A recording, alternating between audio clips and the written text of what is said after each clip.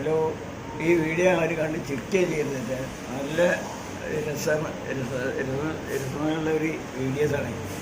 ആ വീഡിയോ കാണാൻ ലൈക്ക് അടിക്കുക, കമൻറ്റ് ചെയ്യുക, സബ്സ്ക്രൈബ് ചെയ്യുക. അപ്പോൾ ആ വീഡിയോ കണ്ടു വയ്ക്കി, ചെക്ക് ചെയ്തിട്ടോ വീഡിയോ കണ്ടു വയ്ക്കി.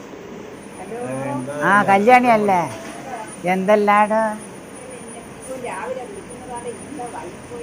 ഞാൻ ഇന്നലെ ഫുട്ബോൾ കണ്ടിട്ട് അങ്ങ് ഉറങ്ങിപ്പോയി. ആ കണ്ടിന്. എന്ത് കളിക്ക് ഉളുപ്പ് വേണ്ടേ? പെയിനൊരു ഉളുപ്പില്ലട. എന്നാ വെച്ചാൽ 2 ടീമായിട്ട് കളിക്കുന്നില്ലേ കല്യാണി.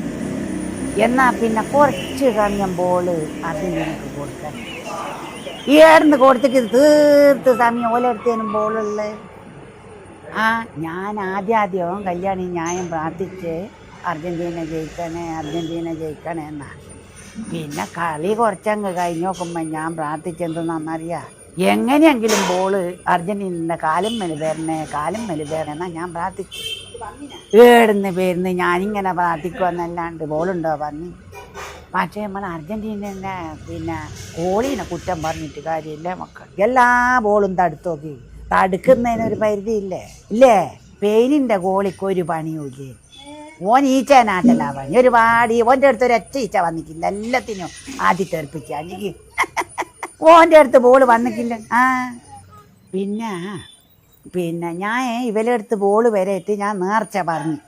ഞാൻ ഒന്ന് കളി പകുതിയമ്മലെത്തിയവരെ ഞാൻ മൂത്ര ഒഴിച്ച് തിരിച്ച് വന്ന് നോക്കുമ്പോൾ സന്തോഷമായി മളെ. ബോള് തീർത്തും ഞാൻ പ്രാർത്ഥിച്ച പോച്ചിൻ്റെ അടുത്താണ് വന്ന്. പിന്നെ എല്ലാം അറിയുന്നേ, ഇത് കുറച്ച് കഴിയുമ്പം ഇത് ടീം അങ്ങോട്ടും ഇങ്ങോട്ടും മാറുമല്ലോ. ഞാൻ വിചാരിച്ച് പ്രാർത്ഥന ഫലം കാണും. പിന്നെ കുറ്റം പറഞ്ഞൂടെ? കാരണം ഈ പെയിനിൻ്റെ കളി കുറച്ച് നേരം കണ്ടു നോക്കുമ്പോൾ എനക്കും തോന്നി ഓല് നല്ലോണം കളിക്കുന്നുണ്ട്. ഓല് കളിച്ചിട്ട് തന്നെയാണ് കപ്പ് വാങ്ങി. പിന്നെ ഞാൻ പ്രാർത്ഥനയെല്ലാം ഒന്നെങ്കിൽ മാറ്റി ഞാനും വിചാരിച്ചു ഓലിക്ക് തന്നെ കിട്ടിക്കോട്ടെ. അതുപോലെ തന്നെ ഓലിക്ക് കിട്ടുകയും ചെയ്തു. ഓലെ കുറ്റം പറഞ്ഞൂടെ? നല്ലോണം കളിച്ചിട്ടാണ് വാങ്ങി. എന്നാ വെക്കട്ടെ? എന്നാ വെച്ച